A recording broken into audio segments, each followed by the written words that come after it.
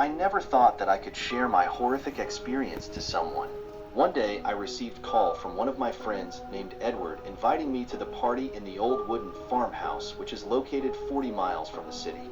I reached the wooden house by 7:30 p.m.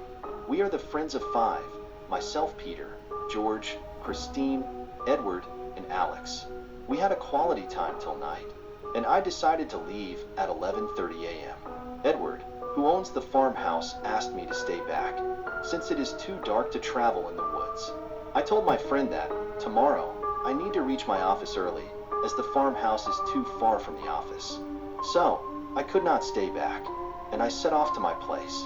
That was the no moon day. I was traveling in thick forest. There are no street lights. There is no civilization for 35 kilometers of radius. I could see the road only with the help of headlights. I was passing through a long and narrow bridge. I could see a dead body floating on the water and flowing in the direction of my car. The dead body was too white and too pale, staring at me with its wide-opened eyes.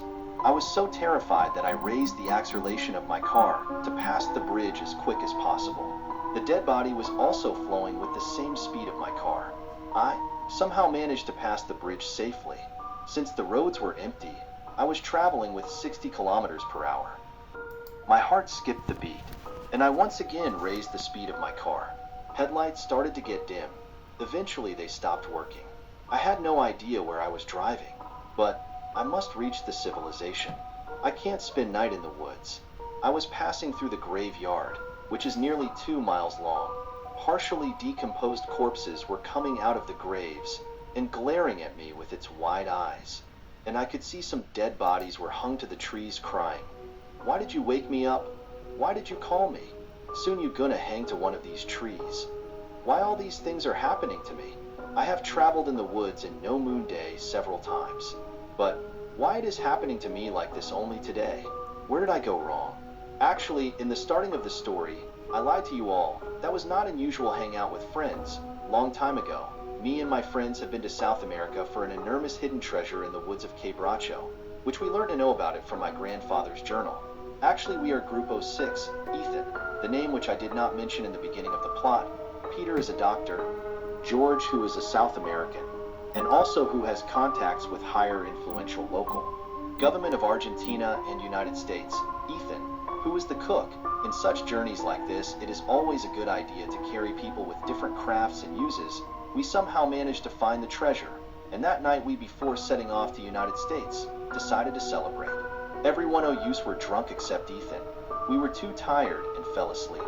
Next day we woke up and found the body of Ethan on the pool of blood, and treasure to be missing. I wanted that treasure anyways. No one knows where it is. Ethan was the last man to see the treasure box, but he is dead. One day I called Christine, who is paranormal investigator and exorcist by profession, and asked him to call upon the spirit of Ethan to know where the treasure is. He too agreed with this, since I offered him 20% share in the treasure.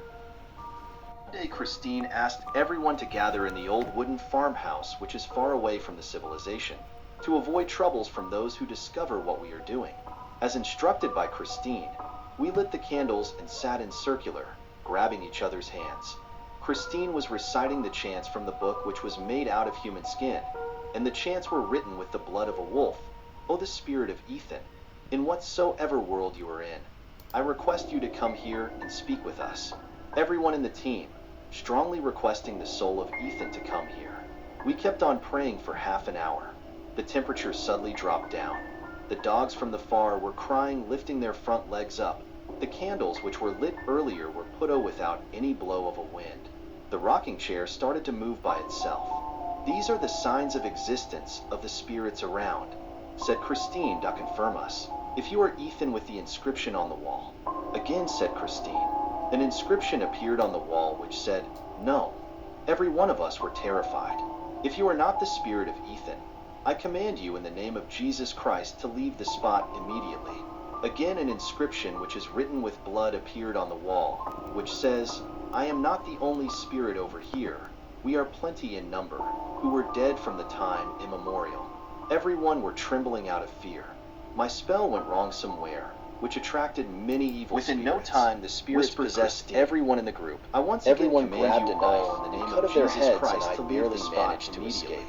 That This is the time an reason why inscription I am which was being written chased by blood evil appeared on spirits the wall. ever since I We will started leave my only journey. after killing Even you. my car You had a woke us up from breakdown. our deep Now sleep. all I could We do will is set to your wait bodies for the asleep sunlight and give or get everlasting killed by pain the to your spirits. souls. By the way, have you ever called any spirits? If you want my friend's wooden house, it is not so far away. Back then, it was a forest. Now, after the increase of the population, all the forests were cut off, and the wooden house was burned. Your house is made right exactly where we summoned the spirits. Good luck.